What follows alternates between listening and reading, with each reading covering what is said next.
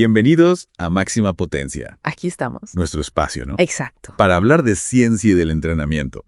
Hoy vamos a meternos en dos capítulos que son súper importantes si quieres llevar tu entrenamiento con sobrecarga a otro nivel, ¿eh? Sí, a siguiente nivel. Exactamente. Sin duda. El capítulo 7, que habla de la metodología de enseñanza. ¿Cómo enseñar bien? Exacto. Y el 8, que se mete con la evaluación de la fuerza y la potencia. O sea, ¿cómo mides si estás progresando de verdad? ¿Cómo saber si todo lo que estás haciendo está sirviendo Exactamente. para algo? Para eso, para esta inmersión profunda, como siempre, tenemos un libro guía. En este caso es Fisiología y Entrenamiento Neuromuscular de Darío Cappa, Un clásico. un clásico. La Biblia para muchos. Sí. Que buscamos que cada repetición, cada serie, tenga un fundamento científico. Que no sea porque sí, ¿no? Que no sea porque sí, Exactamente. o porque lo vi en Instagram. O porque lo vi en Instagram, claro. Que no. Que tenga un porqué. Que tenga su porqué.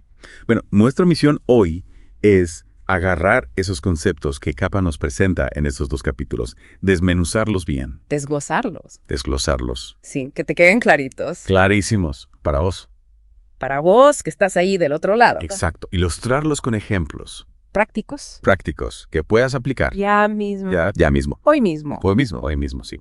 Y darte herramientas concretas para que tu entrenamiento o de tus atletas Si eres entrenador, sea más efectivo. sea mucho más efectivo. Exactamente. Que no perdamos tiempo. Que no perdamos tiempo, ¿no? Que vayamos a lo que funciona. A lo que funciona, exacto. Prepárate, porque vamos a entender cómo enseñar a levantar peso bien Bien hecho. y cómo saber si de verdad estás progresando, ¿no? Vamos a ello. Vamos a ello. Empecemos por el capítulo 7, Dale. que se mete de lleno en la metodología para enseñar los ejercicios con sobrecarga. Ajá. Y lo primero que Cappa subraya, y esto es muy importante para vos que nos estás escuchando, la técnica. La Fundamental. lo es todo. Sí. No se trata solo de mover el peso de punto A a punto B. No. Hay que entender a fondo cada ejercicio Claro. para poder guiar a otros o a vos mismo Sí. de la manera correcta. Es como, imagínate que quieres enseñarle a alguien a patear una pelota de fútbol, ¿no? Con precisión. Ajá. Primero vos tenés que saber patear. Tienes que saber hacerlo. Tienes que entender la postura, el movimiento, La técnica. la técnica, Exacto. el golpe, ¿no? Sí. Con los ejercicios de sobrecarga es igual. Es igual y Estudiarlos, practicarlos, entender la biomecánica, lleva tiempo, lleva su tiempo, sí. dedicación para poder transmitirlo bien. No es llegar y decir, agarra la barra y haz una sentadilla. No. No. Hay mucho más detrás. Mucho más. Hay que entenderlo. Exactamente. Y basado en su experiencia, Cappa nos propone un orden, ¿no? Un orden, ajá. Para enseñar ciertos ejercicios, Ya. especialmente los que vienen del levantamiento de pesas, Los ejercicios olímpicos. Ajá. que son un mundo, ¿eh? Un mundo Complejo, complejo. pero fascinante. Fascinante, sí. Y empieza sugiriendo el segundo tiempo de potencia detrás de la nuca. Interesante. ¿Por qué este ejercicio en particular como primer paso en esta progresión, Noure? Bueno, este ejercicio, que ya con el nombre asusta un poco, ¿no? Asusta. Segundo tiempo de potencia detrás de la nuca, parece complejo, ¿Todo suena? pero en realidad tiene una técnica relativamente sencilla Ajá. y una biomecánica que ayuda mucho a entender cómo generar potencia con las piernas y la cadera, antes de involucrar tanto los brazos. Ok. Es como aprender a empujar antes de aprender a jalar. Claro. Ya. O sea, a ver, si lo desglosamos un poco, Sí. porque este segundo tiempo de potencia detrás de la nuca Ajá. suena complejo, pero en realidad lo que estás haciendo es como una sentadilla Sí. con un empuje hacia arriba con la barra. Exacto. Pero la barra va por detrás de la cabeza. Detrás de la cabeza, sí. Y la idea es que vos aprendas a usar la fuerza de las piernas, la cadera, Para extender. proyectar esa barra hacia arriba. Exacto. Y después, ya, con el envión, que es el movimiento completo, ahí sí ya metes los brazos. Los brazos, claro. La carre. Exacto. Entonces, primero como que te enseña lo básico, La base. la base, El fundamento. el fundamento del movimiento, digamos. Exacto. Y después ya vas complejizando. Estás añadiendo capas. Capas, sí. Bueno, la lista sigue después con la carga de potencia desde los apoyos. El arranque potencia desde los apoyos, el segundo tiempo de potencia desde los apoyos, el arranque desde los apoyos y finalmente el envión, que Cappa lo describe como la suma del segundo tiempo y el envión propiamente dicho. O sea, el envión completo. El envión completo. Que ya es la combinación de todo. De todo. De todo lo anterior. Exacto. Ahí ya está todo junto. O sea, ¿ves cómo como construyendo la complejidad. Va subiendo la escalera La escalera, sí. de la complejidad. De la complejidad. Ajá, coordinación. De la coordinación, exacto. Como que va de movimientos donde la coordinación es un poco más directa. Más simple. Más simple, sí. A aquellos que requieren muchísima más sincronización y técnica. Exacto. Es como aprender a caminar antes de correr. Claro. Y antes de hacer un triple salto mortal. Un triple salto mortal. Bueno, y es interesante esto, ¿no? Cómo él clasifica estos ejercicios derivados del levantamiento de pesas como especiales Ajá. dentro del esquema del entrenamiento. Sí, dentro del gran panorama del entrenamiento con pesas, ¿no? Sí. Tenemos los ejercicios clásicos, que serían el arranque y el envío olímpico. Esos son los reyes. Ah, Después vienen estos especiales o derivados, que son como modificaciones o simplificaciones de los clásicos. O sea, como que agarran la esencia del movimiento, La esencia, exacto. pero lo hacen un poco más accesible. Más accesible, sí. Más fácil de aprender. Más fácil de aprender, sí.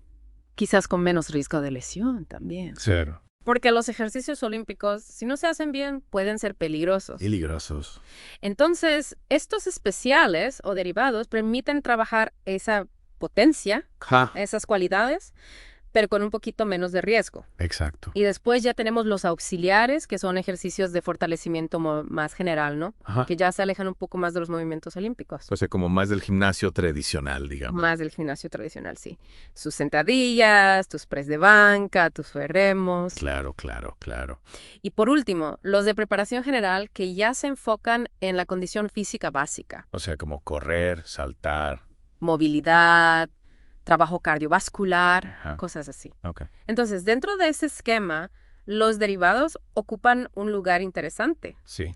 porque siguen siendo muy específicos para generar potencia, Ajá. pero a veces son más fáciles de aprender y ejecutar que los movimientos olímpicos completos. Claro, entonces como que son un buen punto medio, ¿no? Un buen punto medio, ¿sí? Entre la especificidad y la accesibilidad. Exacto. Genial. Bueno, y un punto que quizás no siempre tenemos en mente, pero que Kappa resalta, Lo menciona, sí. son los beneficios de entrenar con poleas. Ah, las poleas. A veces las vemos como algo secundario, ¿no? Sí, como algo ahí en el rincón del gimnasio, En el rincón del gimnasio, sí. que no le damos mucha bola.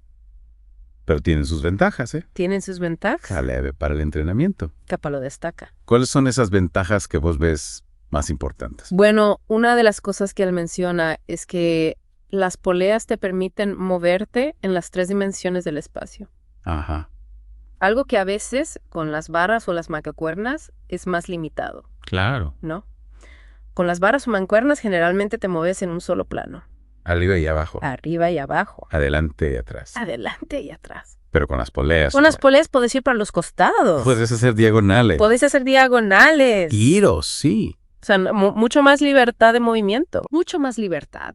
Y eso es muy importante para replicar movimientos que se dan en la vida real Claro. o en los deportes. En los deportes. Por ejemplo, él habla del, imagínate que quieres hacer un ejercicio que imite un golpe de raqueta de tenis.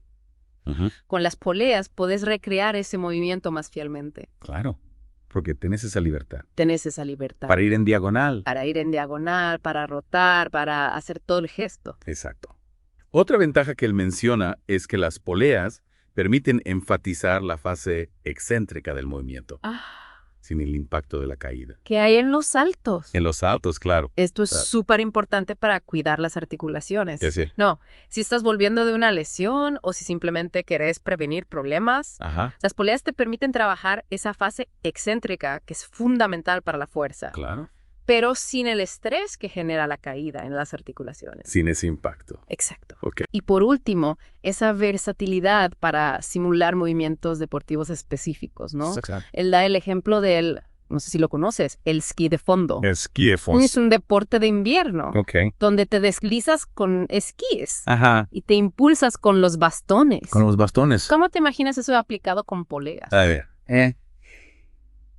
Si tengo que imaginarme al esquiador de fondo, Sí. impulsándose con los bastones, Ajá. ¿cómo lo puedo replicar con poleas? Bueno, podrías ponerte en una posición de flexión, Ajá. inclinado hacia adelante, Ajá. y tener las poleas a los costados. Ajá. y simular ese movimiento de empuje con los brazos. O sea, como que las poleas serían los bastones. Exactamente. Claro, claro. Y estarías trabajando los músculos exactos que se usan en ese deporte. Que se usan en esquí de fondo. Exacto. Genial. De una manera muy específica y controlada. Muy específico. ¿Sí? Bueno, esto nos lleva a un tema central que es el entrenamiento del core, ¿no? El core, sí. La musculatura del tronco. El famoso core. El famoso core. Y acá capaz se anima a cuestionar un poco la idea, ¿no? Una idea que está muy arraigada Arraigada. en el mundo de fitness. Sí. Es que las planchas y los ejercicios isométricos máximos son la panacea para tener un core fuerte y funcional. Pues que con eso ya está. Que con eso ya está, que con hacer planchas ya tenés el core de acero. El core de acero. Que no te va a doler la espalda nunca más. Que vas a rendir al máximo. Que vas a ser Superman o Superwoman. Exactamente. Y capaz dice, no tan rápido. No tan rápido. ¿Qué nos propone él en cambio? Él argumenta que el entrenamiento del core debe tener una intensidad similar a la que se requiere en la competencia deportiva. Ok. O sea, si tu deporte implica correr, saltar, lanzar, cambiar de dirección, tu core necesita ser capaz de generar y resistir fuerzas importantes en movimiento. Claro. No solo mantenerse quieto. Claro, o sea, no es solo tener la fuerza para hacer una plancha. Es tener la fuerza para controlar el cuerpo en movimiento. En movimiento, sí. Mientras estás corriendo, saltando, Lanzando, lanzando. cambiando de dirección. Exacto. Ahí es donde entra en juego la verdadera funcionalidad del core. Bueno, ¿y qué tipo de ejercicios nos recomienda él para un core potente funcional? Bueno, él habla de ejercicios específicos de potencia en cadena cerrada, Ajá, donde la carga está fija ajá. y tu cuerpo tiene que trabajar para estabilizar y generar fuerza. O sea, por ejemplo, Por ejemplo, el peso muerto, ajá, la sentadilla pesada. la sentadilla pesada. Ahí tu core se activa intensamente para mantener la postura. Claro, porque si no, te caes para adelante. Te caes para adelante, te doblas, te lesionas. Exacto. Entonces, esos ejercicios, aunque no estén trabajando el core de forma aislada, Ajá. lo están entrenando en un contexto funcional. En un contexto real. En un contexto real. Genial. Y también menciona el uso de, por ejemplo, sogas elásticas, dispositivos isoinerciales. Sí, elementos que te permiten generar tensión y potencia en diferentes planos de movimiento. O sea, como que sacan al core de esa posición estática, ¿no? Estática, sí. Y lo llevan a un trabajo más dinámico, Más dinámico, más explosivo. más explosivo. Que al final es lo que se necesita en muchos deportes. En la mayoría de los deportes. Sí. Genial.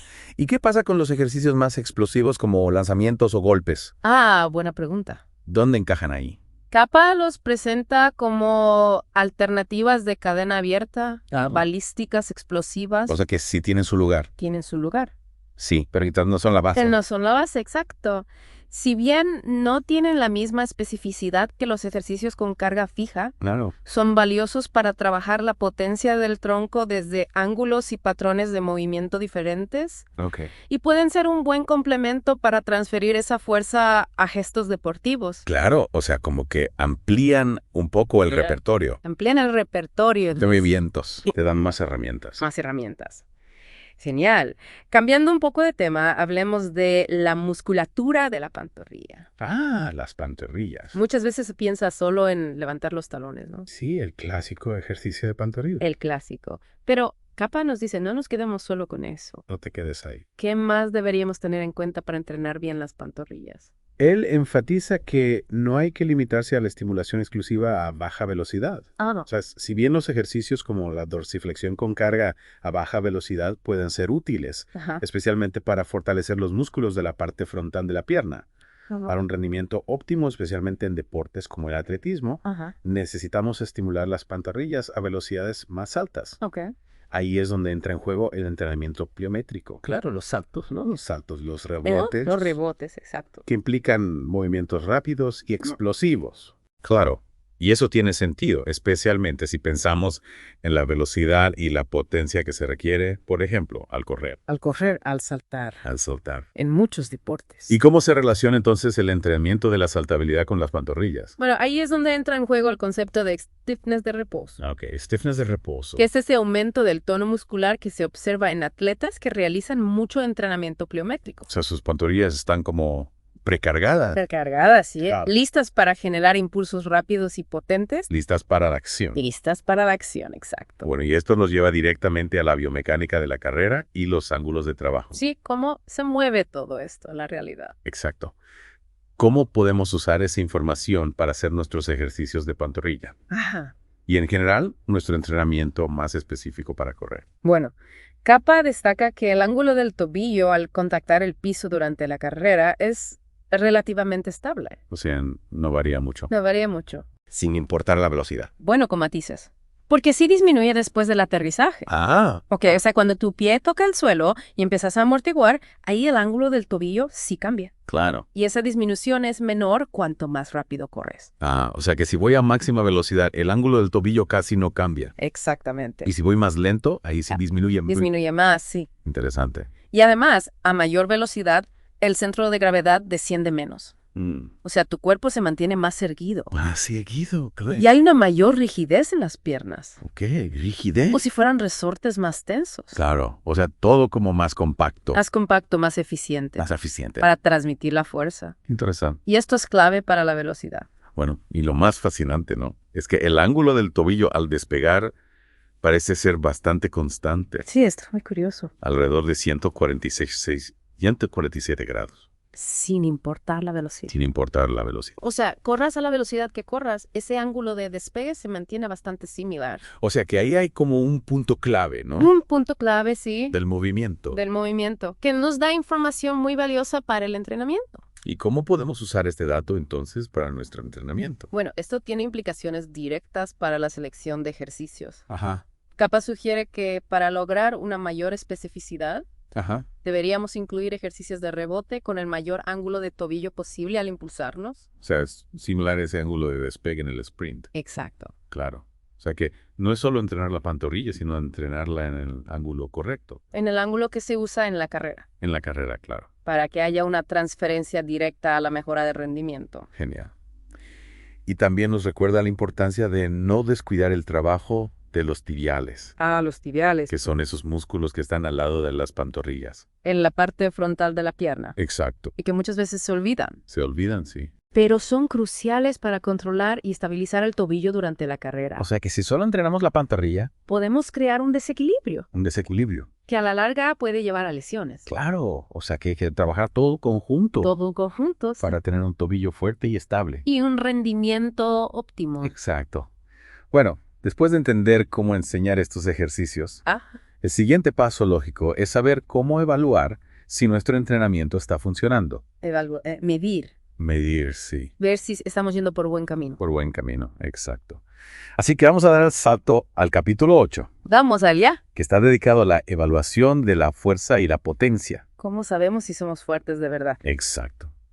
Y la primera advertencia de Capa es crucial. Es importante. No confundas la evaluación física general con la evaluación del rendimiento deportivo específico.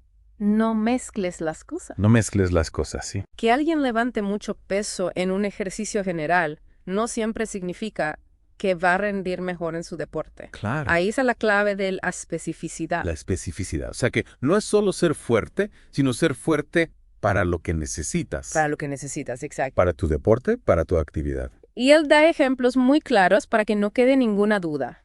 A ver, ejemplos. Por ejemplo, no tiene mucho sentido entrenar con pesas libres que implican movimientos más coordinativos en cadena cinética abierta. Son más globales. Más globales, sí.